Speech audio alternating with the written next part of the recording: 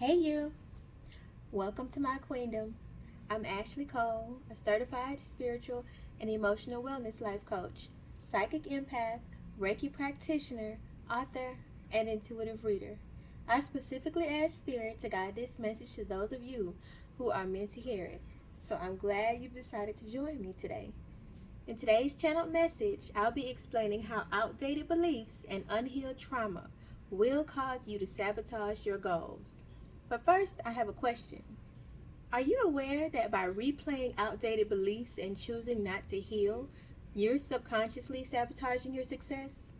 The very things you desire can simply become more and more out of reach due to toxic beliefs and fears stemming from past experiences. Today, I'll be sharing the importance of being mindful of your thoughts and fears and how not being mindful will prevent you from attaining every goal you've set for yourself. Before we begin, I'd first like you to ask yourself a question. How and what do you plan to pour from an empty cup? Let that marinate for a few and we'll come back to it. But first, I'll give an example. Just in case the first portion of my message went over your head. For years, I allowed things I experienced to taint my perception of love, intimacy, and stability. However, after a period of healing, I felt I was ready to enter a new relationship, ready to pour all of my love into someone else. However, I've now taken the necessary time to heal and realized this behavior stemmed from the abandonment trauma I experienced as a child. Pouring all of your love into someone else, leaving nothing for you, is one of the worst, if not the worst ways to enter a relationship. You must heal so you can understand the importance of pouring love into self prior to incorporating others into your life. Yes, this may seem selfish, but this is only due to society's reinforcing the toxic belief that it's okay to run yourself into the ground in order to appease others. To make matters worse, this very lie is then reinforced within our homes and significant relationships. I'll ask again, what exactly do you plan to pour from an empty cup? Needless to say, I had experienced so much trauma due to lacking intimacy and emotional stability as a child that consciously made my mind convince me I was ready for a relationship. However, my ego was subconsciously screaming, "Oh, hell no, we're not doing this again." And instead of dissecting that fear, I ran from it. How many of us have done that? By the time I fully grasped their meanings, my perception of love, intimacy, and stability were ruined due to years of trauma. I grew up in a family where both parents worked hard to put food on the table, and we were doing quite well, but this came at a cost. When both parents are that busy providing, things tend to slip through the cracks. This is fairly common and no one is perfect, so this is not a blame game. It's only to make us more aware. Additionally, when trauma is passed down in the form of love, this becomes a child's perception of love. When trauma is passed down in the form of lack, this affects a child's perception when it concerns their stability. Lastly, when trauma stemming from emotional unavailability is passed down in the form of normalizing rejection, this significantly taints a child's perception of what to expect in intimate relationships, which likely will affect every relationship they enter moving forward. Any trauma experienced within these categories will heavily affect everything you do, from the job you choose, which is based on what you believe you're capable of achieving, to the relationships you choose, which is based on what you believe you deserve. Believe it or not, it also affects the friendships you choose, which is simply based on how you perceive yourself. If you consistently find yourself in relationships with partners who treat you unfairly, you subconsciously believe you do not deserve better. If you're accepting jobs that cause great stress and find yourself unhappy with your career choices, this is a direct reflection of what you believe you're capable of achieving. If your relationships lack intimacy or reciprocation, within you lies the problem.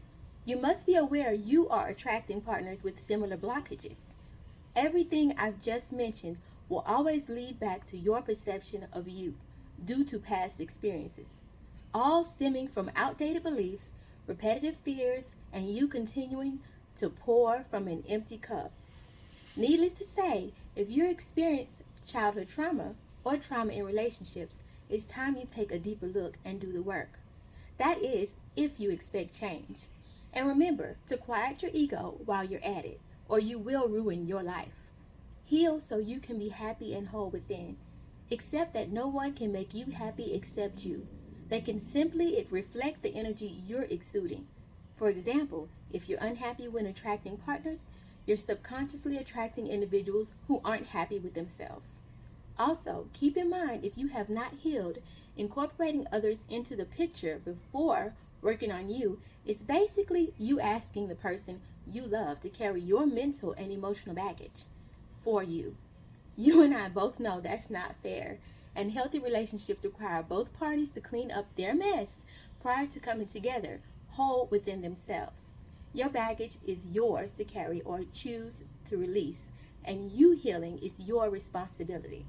Your partner should only be there to encourage and support you along the way. By the way, I can sense that some may turn up their nose at the fact this message could be for them.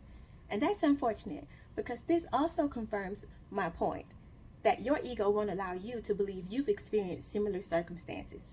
Remember, running away from the truth won't make it go away, but it will prevent you from coming to the realization that you are the only one preventing yourself from being happy. By taking the time to understand where your fears and beliefs stem from, you can redirect your thoughts when your ego decides to rear its ugly head.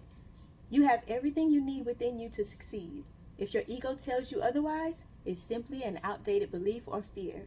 Remember, your ego has a very bad habit of replaying painful stories to prevent you from repeating past mistakes. It believes it's protecting you. However, it's only preventing you from living. Take your power back by listening to your intuition. Understand and accept the fact that you are fully capable of handling future situations differently, being that you now have the experience and tools to do so.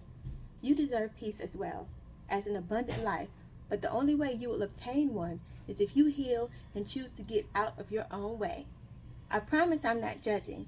I used to be the blueprint for self-sabotage, but now that I have healed, recognize my worth, and love every single bit of me, prepare to be sick of me, because I'm going after everything I want, and I assure you, nothing and no one is going to stop me.